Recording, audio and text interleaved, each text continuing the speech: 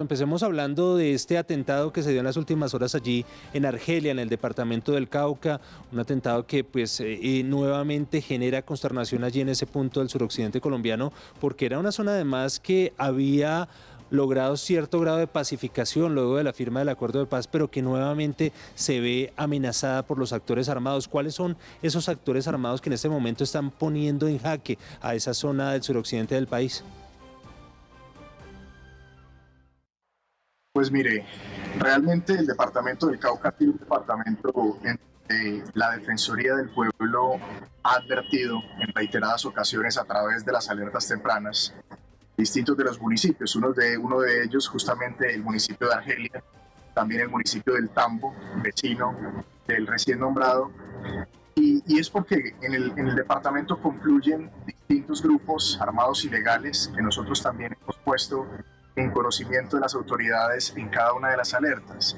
Allí hay una presencia muy importante de las facciones disidentes de las FARC, específicamente de los frentes Dagoberto Ramos, Jaime Martínez, pero también hay unas confrontaciones por disputas territoriales también con distintos frentes, bloques del ELN, y a esto sumándole también la participación de distintos grupos armados ilegales que operan al servicio no solamente de estos dos mencionados como frentes de las disidencias FARC o del ELN, sino también de otro tipo de organizaciones de un alcance nacional, no necesariamente ligados a estas dos estructuras. Entonces, por eso es que nosotros lo hemos dicho. El departamento del Cauca tiene 45 municipios. De esos 45 municipios, 15 de ellos han sido poco permanente de las advertencias de la Defensoría del Pueblo. Entre esos sobresale Argelia, como usted lo mencionaba, Suárez, Caloto, Buenos Aires, El Tambo, Timbiquí, Guapi. Son municipios en donde hemos puesto la lupa desde la Defensoría del Pueblo, e incluso si usted me dijera, bueno, ¿y cuáles alertas tempranas? ¿De qué tipo?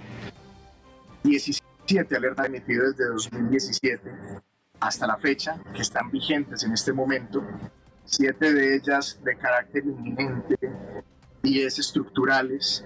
Es decir, el departamento del Cauca nosotros reconocemos que vive una situación de un escenario de riesgo en el cual hay que estar muy pendientes desde la Defensoría del Pueblo, esa es la instrucción del señor defensor, y en eso nosotros ocupamos todas nuestras tareas con nuestros analistas regionales y de seguimiento que pertenecen al sistema de alertas tempranas, por supuesto de la Defensoría del Pueblo.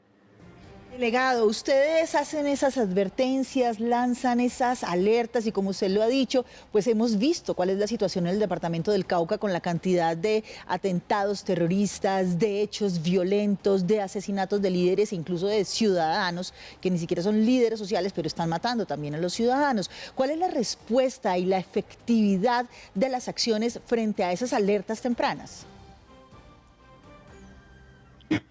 Existe el sistema de prevención y de respuesta rápida a las alertas tempranas emitidas por la Defensoría del Pueblo. Digamos que en el componente de prevención, la cabeza de ese componente es la Defensoría, como coordinador del tema de prevención. Por eso hoy tenemos la herramienta más importante que tiene el Estado, sin lugar a dudas, que es las alertas tempranas para prevenir la ocurrencia de estos hechos. Pero ese sistema no funciona solo, ese sistema tiene otro componente muy importante, que es el componente de respuesta rápida. Ese está coordinado por el Ministerio del Interior. Entonces, para que funcione bien ese sistema, se necesita una prevención oportuna y una respuesta rápida a lo que recomendamos. En ese sentido, ¿cuál es el principal objetivo? Cuando nosotros emitimos una alerta temprana, ahorita, en el caso que ustedes mencionaban al principio, yo me encuentro en la ciudad de Medellín a punto de salir hacia Titiribí. Nosotros emitimos la alerta y se esperan 10 días, esto por el decreto 2124. En esos 10 días el Ministerio debe convocar una comisión que responda rápidamente a lo que advierte la Defensoría del Pueblo. En esa comisión se toman unas decisiones, ojalá se elabore un plan de acción y allí se empiece a actuar, digamos que en correspondencia a lo que la Defensoría planteó en sus recomendaciones. ¿Qué es lo que sucede? hay varias alertas tempranas, hay varias recomendaciones. Yo creo que es momento de empezar a ubicar las alertas tempranas que advierten unos riesgos muy claros con unos sectores de la población civil muy identificados y empezar a hacer un barrido sobre cómo ha ido evolucionando estas acciones. ¿Cuál es el gran objetivo? El Ministerio del Interior, junto con las otras entidades del gobierno nacional, puede ser cómo ha venido siendo el cumplimiento a estas recomendaciones. Nosotros, desde la Defensoría, emitimos un informe de seguimiento 9 meses después de emitidas las alertas tempranas. En ese informe de seguimiento decimos 2 cosas. 1, cómo ha sido la gestión institucional para mitigar lo que planteamos en el escenario de riesgo de cada alerta. Y 2, cómo ha evolucionado el riesgo. Y desafortunadamente, el departamento del Cauca es un departamento en donde en cada una de sus subregiones hay una evolución constante del riesgo, por ende nosotros decimos que tiende a exacerbarse en algunas zonas y no se ha logrado mitigar aquel riesgo planteado. Delegado Arias, ustedes en la tarea de la Defensoría del Pueblo han podido verificar en el terreno la presencia de personas armadas que tengan vínculos con carteles de la droga de México, de Centroamérica. Se habla de la presencia del cartel de Sinaloa en el Cauca. Gracias por la pregunta. Nosotros hemos venido haciendo ese monitoreo que usted menciona, principalmente en la costa pacífica colombiana, desde el norte de Chocó hasta abajo en el sur de Nariño. También en lo que tiene que ver con departamentos como Putumayo, Caquetá. De hecho, hay una situación similar a lo que usted describe en la frontera con Venezuela, desde arriba en La Guajira, desde Maicao, hasta departamentos en donde es mucho más visible como norte de Santander, la subregión del Catatumbo, Arauca. Allí nosotros hemos dicho, no solamente es esta presencia, sino que hay un rasgo común como se opera actualmente, es que el conflicto no es el mismo de hace unos años o como se entendía en lo rural, alejado, a través de 2 grupos, uno FARC y otro ELN. Ahora hay muchos más actores, hay unos intereses muy grandes por el narcotráfico. Esto es indudable, desde lo rural, por supuesto, en cada uno de los eslabones de la cadena de producción del narcotráfico, pero también ya en lo rural, y en lo rural a través de organizaciones o grupos de crimen organizado que operan en distintas capitales del país. Nosotros también hemos venido haciendo esa advertencia de cómo el conflicto ha variado y cómo la dinámica, una especie como de híbrido entre lo rural para entender lo urbano. Y en ese sentido hemos llegado a advertir en distintos documentos, en distintas alertas, la participación o la influencia que tienen carteles mexicanos o incluso que provienen de Venezuela. Por eso les mencionaba al norte de Santander y Arauca. Pero aquí hay que entenderlo distinto. No es que usted por donde vaya va a encontrar grandes estructuras de estos carteles. Lo que sí va a encontrar es una tercerización. Y una tercerización es que estas organizaciones de crimen transnacional que tienen esta influencia operan a través de grupos de crimen organizado que conocen bien el territorio, lo rural, y que conocen bien las calles y los barrios en lo urbano. Y esa es una dinámica que hemos venido también advirtiendo desde la Defensoría. Delegado, hablemos de cifras. Sin duda esta es una situación que está quejando a muchas personas en diferentes regiones del país. Usted ya mencionaba norte de Santander, hemos hablado de Cauca, de algunas subregiones de Antioquia, pero ¿cuántas serían las personas que están denunciando constantemente vulneraciones a sus derechos humanos y cuántas serían en general las personas que están afectadas por estas situaciones de conflicto en diferentes regiones del país? Nosotros como Defensoría del Pueblo, y ahí me da la oportunidad de decir lo siguiente,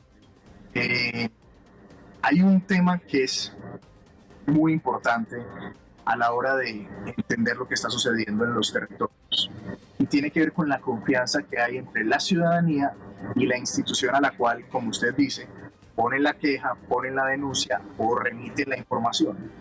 En el caso de la Defensoría del Pueblo, a nosotros nos llama la atención que hay distintas poblaciones en donde nosotros llegamos, en donde le decimos a las autoridades que hay riesgos de vulneración de derechos, como usted lo menciona, en el caso de amenazas a líderes o defensores de derechos humanos, líderes de juntas de acción comunal, mujeres lideresas, mujeres defensoras, a los niños y niñas en cuanto al reclutamiento, uso y utilización.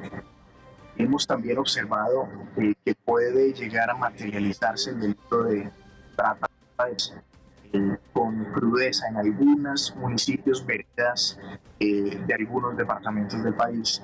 Y en ese sentido, a veces alguien dice, venga, pero no coincide con las cifras que tenemos en cuanto a denuncias por parte de la población. Nosotros desde la Defensoría, ¿qué hemos dicho? Es un buen indicador, por supuesto, hay que hacerle caso institucionalmente, pero hay que también estar muy alerta a municipios en donde alrededor se advierte un escenario de riesgo y no hay la misma cantidad de denuncias sobre cada hecho victimizante. Ahí decimos nosotros, hay que aprender a escuchar cuando no hay denuncias, hay que aprender a escuchar el silencio, y ese silencio obedece quizás a falta de confianza en las instituciones. Ahí es donde llega la Defensoría del Pueblo para atender a esas personas y obtener esa información. Por eso nosotros decimos, cuando nosotros nos preguntan, ¿cómo construyen una alerta temprana ustedes? Pues nuestra principal fuente de información es los líderes comunitarios, es la gente, las organizaciones sociales. Por eso nuestra rigurosidad con la información y con la confidencialidad.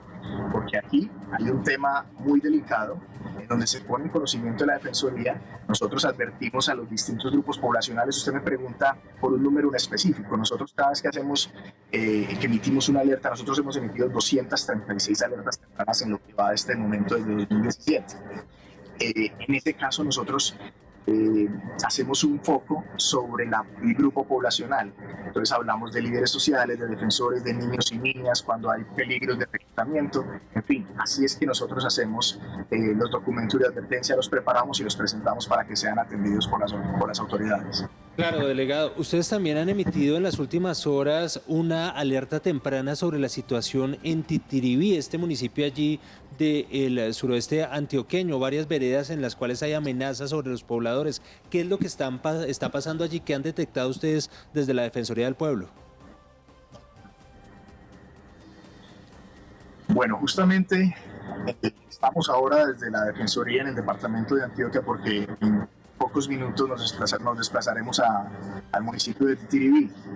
Allí lo que nosotros advertimos es un escenario también, como lo venía explicando, en donde tiene que ver la minería, la explotación de minerales, en este caso de carbón, en donde tiene que ver la presencia de algunos grupos organizados. En este caso hemos dicho las AGC o Clan del Golfo en una disputa con la organización de crimen San Pablo, el grupo de crimen organizado San Pablo.